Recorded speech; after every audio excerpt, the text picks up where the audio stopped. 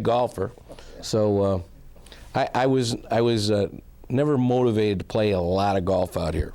And I probably played 10, 15 rounds a year. But for my benefit, the only saving grace I had, just like I got that trophy when I was 6 years old for getting, an outrageous score on one hole, I teamed up with my partner from Chicago, my college roommate. And year after year, we'd play in the Invitational. And one year, we won the Invitational. And then one day, I teamed up after years of playing in the Jamboree. I teamed up with Bruce Neville at Westwood Country Club, and we won the Jamboree. And then one year, I teamed up with it was Dave Cleveland. Right. And we won. Oh no, it was my brother. We won the two-man. And there was another tournament, I don't remember what it was, but it was like the trifecta. And when you're a high handicapper and you never know what you're going to bring to the table, which is usually nothing, and every once in a while, something kicks in. Well, year after year, my brother would alternate years with my dad to play the green coat. I would play with him one year, and I'd take my dad down. My brother, who was a 3 handicap, would play with my dad, and they would win the green coat. My brother would fall apart and take him down. And it was so frustrating for my dad because all he wanted to do was, he had never won the Invitational. He had never won the green coat. But, he really wanted to win the green coat. And last year, my brother and I teamed up for the first time, playing in the green coat, and we won it. And it just clicked. We both played great golf, and it just clicked. And we thought, this was for my dad, because he would have been really proud of us winning that, because he put so much energy into helping us to be successful golfers. But my golf career was never stellar, and it was always eventful. And just like that famous golf course the hole on number 16, because Dave Cleveland always makes sure that whoever we're playing with, he shares the information. When we get to 16, we were playing in a tournament, and it was the Invitational. This is one of the years I didn't win it. And my buddy from Chicago hit his tee shot over the green, and at that time the concrete wall was in front of 16. And he hit it onto the green, and he was, 3 feet from the cup. This was aggregate day. Everybody's strokes counted, and you couldn't just pick up. 16's always been one of my sore spots, and I just fall apart when I see 16. And it's all psychological. So we had, it was the first year they introduced a mulligan in the Invitational on aggregate day. You could take one mulligan. And I saved my mulligan. I was playing great golf. I saved it for 16 because I knew chances are I was going to have trouble. I hit my tee shot. It went over the wall. It was safe. So my partner says, do you want to use your mulligan? I said, I don't want to use my mulligan because I'm over the water. Why would I use my mulligan? I'm happy just being across that lake. So he said, okay. So everybody hit, and there was 4 of us, and we each had a caddy. So there was 8 of us. And we walk across the bridge, and we get on the green, and I found my ball. It was just on the other side of the cement wall. The cement wall was this high above the ground. And then there was an area about 1.5 feet with the red line, the hazard. And I'm right in here between the hazard line and the cement wall. I have no swing. I thought, what am I going to do here? So the assistant pro, Eric, was there, and I said, Eric, what do I do here? He said, well, you never cleared the hazard. So you can take a stroke and go back and hit it again from the tee. Okay. I don't know how you're going to get a club down there and chip this ball out. He said, but if it was me, I would hit a low iron into the concrete wall and bounce up on the green. Now, being a high handicapper, you learn how to scramble and use drivers underneath trees, and you can scramble. Now, that one made the most sense to me. Don't give up any strokes and just hit the ball into the cement wall, and it'll bounce up on the green. So I thought, well, I'll take a 4 iron.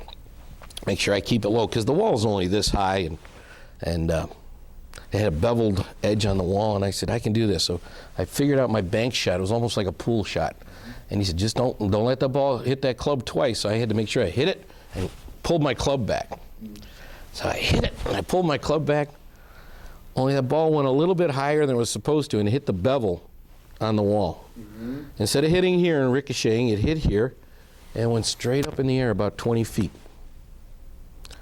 Came down and hit in the middle of the wall, went back up again, and it was almost like slow motion. Came down, hit in the middle of the wall, went up again, and just landed about 2 inches to the other side of the wall into the lake.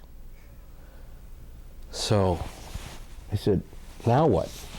Eric said, well, unfortunately, you never cleared the hazard. I said, so what do I do? He said, you have to go to the other side and drop in the drop area and come back over. I said, you got to be kidding me. Now my hands are sweating. There's 4 of us in the match, plus our 4 caddies. There's 8 people on the green. By now, with all this monkeying around, there's another foursome on the tee. There's another foursome on 15 green waiting to come off, and they're caddies. So it looked like about 30 people on the other side of that bridge. So my caddy and I walk across the bridge, get back to the drop zone. I am sweating. I never get over this lake. I drop the ball on the drop zone. Somebody had taken a divot out of this drop area that looked like a squirrel hole. It was about this deep. My ball goes into it. I'm thinking, I can't hit it out of there. Well, I said to my caddy, he said, you have to hit it where it's at. You can't re-drop it. So I tried to hit down into it, went up into the lake. I said, give me another ball. Get another ball, hit it into the lake. Another one into the lake. Another one over the green. I walk across. I have to chip up on the green because everybody's on the green. I'm still up. Everybody's waiting for me. I chip onto the green, and then I walk back. Nobody's saying a word. Dead silence. I walk back to the side of the green, and I'm standing there waiting for my partner to putt. And he gets over his ball, and his back is to me. And he's getting ready, and all of a sudden I see his shoulders go like this. And that's him laughing. He starts laughing. All of a sudden he comes out. And then Eli Corey starts laughing. And then his partner starts laughing. The caddies are laughing. The people across the lake are laughing. Everybody's roaring now. It all came out. I ended up with a 16 on 16. And I held that record until, I think it was Periano, got the 18 on 16. And that took me off the hook. But that's something I'll never forget, and unfortunately some guys around here will never let me forget it, because whoever I'm playing with always, why don't you tell the story what happened back here? So yeah. A few years later, you and I were playing in the Stampede. Yes. And we were in the shootout, and I recall you stepping up on that tee and knocking it 2 inches away from the hole. You almost aced it. I did. I even parred that hole once, put the first one in the lake, Right. and the second one in the cup. So I got a par. Wow. Wow. That's great. Yep. So. Can you tell me the evolution of the Manco route rule? The route rule was invented by my dad. Your dad, okay. Yes, Okay. because on number 11, all those pine trees along 11, Yes. the roots would never go deep. They would stay shallow. And his whole concept was, if it didn't mean anything, just get the ball in play. Well, I would always play with him, and he'd move his ball. I said, you can't move that ball. He said, yeah, I'm invoking the root rule. I said, the root rule? Well, I thought there was a root rule. So, he never wanted to break his arm or hand unless it was really necessary. So he would always invoke the root rule. And so I just shared that with Dave Cleveland. It really is a rule here very few people know about.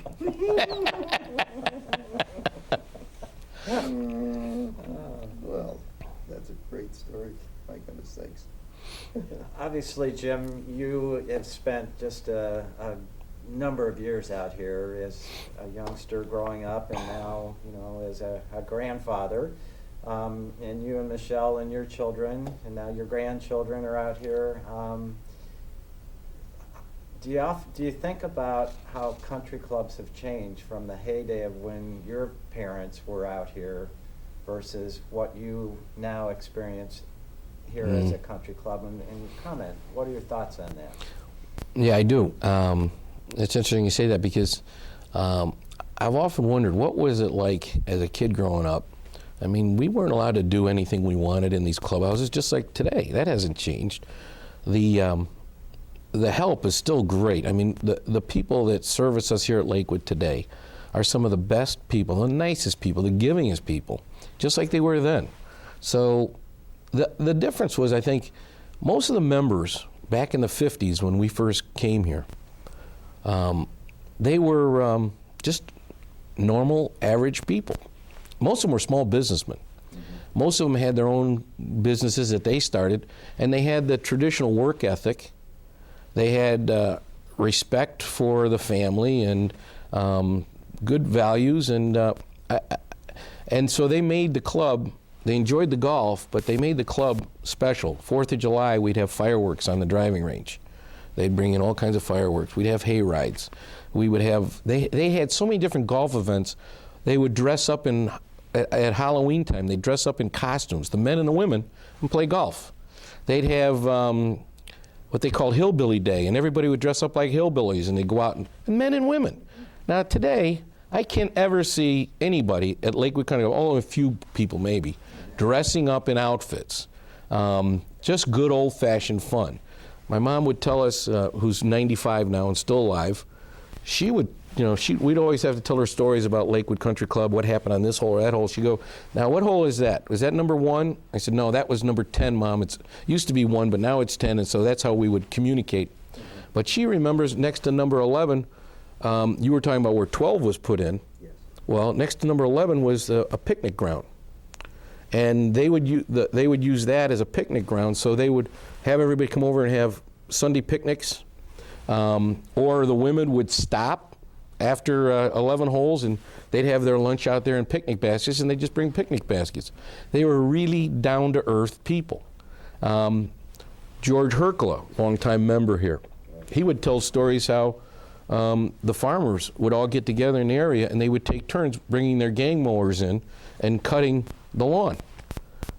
That was how the courses were trimmed and taken care of in the early days. It was the farmers who were members living in the area.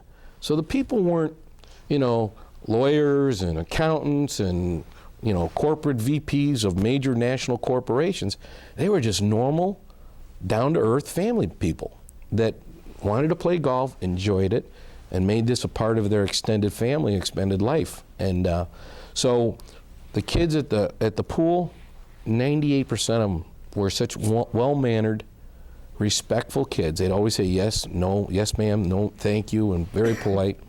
The parents would enjoy their kids but discipline them and not take any sass back. The people worked here valued their jobs and valued what they were doing and enjoyed helping the membership, but the members were not full of themselves, and they were just down-to-earth, regular people that came out and had fun. And that's probably the biggest difference I noticed, that somehow we got lost in all that. It couldn't have cost much in those days, proportionate to income, to join Lakewood Country Club, because, everybody that I knew belonged somewhere. Spring Valley, Columbia Hills, Avon Oaks, Westwood, Lakewood, all the clubs, even the one in Westlake, was Westlake Country Club on Detroit Road by the driving range, where the used to be the driving range before the highway went through. Everybody was, it must have been a time where after the war, people wanted to have some leisure time, and so golf and bowling were two of the biggest things. Physical exercise and family was a very important part of their life, and they'd incorporate the two. Now I just think it's a question of, I don't have time to play golf. I'm running so fast. There's so much going on in my life, So I think that's one of the biggest changes. And so as a result, you've got to have a lot of money to join these clubs now. People want more. They're not willing to do as much. So, I'm sure when they had picnics and stuff like that, they didn't call the club and say, come out here and set up a picnic for us. The women would make stuff, bring stuff, and have the picnic. They take care of themselves. The bags and the ambiance of the golf carts and everything else. Most people, we had pull carts, and they'd line the bags up. A lot of guys just carried their own when they played because they had those stalls all around the first tee at the old pro shop, and all the bags were there, and you'd put your bags there. And yeah, they had caddies, but I remember Gibbs. I think his name was Ted Gibbs. He owned the butcher business, meat packing business. He had one arm. He belonged to Westwood. And I remember seeing him play here at Lakewood with one arm and hitting that ball, and didn't keep him down. Kind of like John Brem with his artificial leg, didn't stop him. There was a caliber of people that I can carry my own bag, and I can make this, and they'll go in the water and hit the ball or whatever. Now nobody wants to get their shoes dirty, or I can't carry my ball, and I better have somebody deliver beer to us on this hole, and it's a different world. So that's probably the biggest change.